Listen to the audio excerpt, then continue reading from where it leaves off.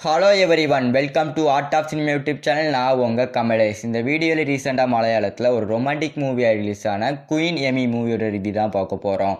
Queen Amy இந்த படத்தோட one line story தான். நம்ம படத்தோட ஹீரோயின் வந்து சூசைட் வந்து அட்டன் பண்ணியிருப்பாங்க. அவங்கள வந்து ஒரு ஆஸ்பத்திரியில் போய் சேர்க்குறாங்க. அந்த இடத்துல வந்து ஹீரோயினோட ஸ்கூல் டேஸில் படித்த ஒரு ஃப்ரெண்டு வந்து மீட் பண்ணுறாங்க.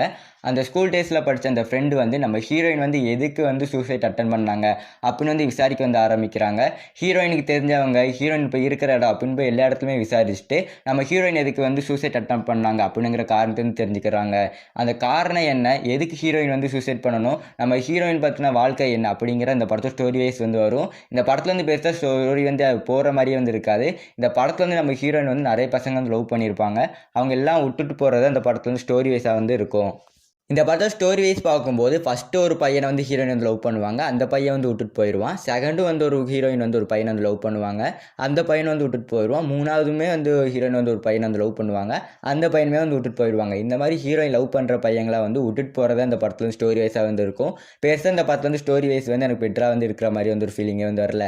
ஸ்க்ரீன் பே, பேக்ரவுண்டு, பிஜிஎம் எல்லாமே வந்து ஒரு நார்மலான ஸ்க்ரீன் பே பிஜிஎம் தான்.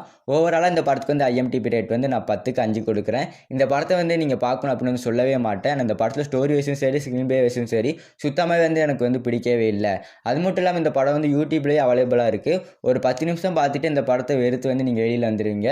அதனால் யூடியூப்பில் இருக்க போய் ட்ரை பண்ணி பாருங்கள். இந்த வீடியோ பிடிச்சிருந்தால் லைக் பண்ணிடுங்க. இந்த மாதிரியான இன்ட்ரெஸ்டிங்கான மூவி ரிவ்யூ பார்க்கறதுக்கு மறக்காமல் என்னோட சேனலை வந்து சப்ஸ்கிரைப் பண்ணிடுங்க.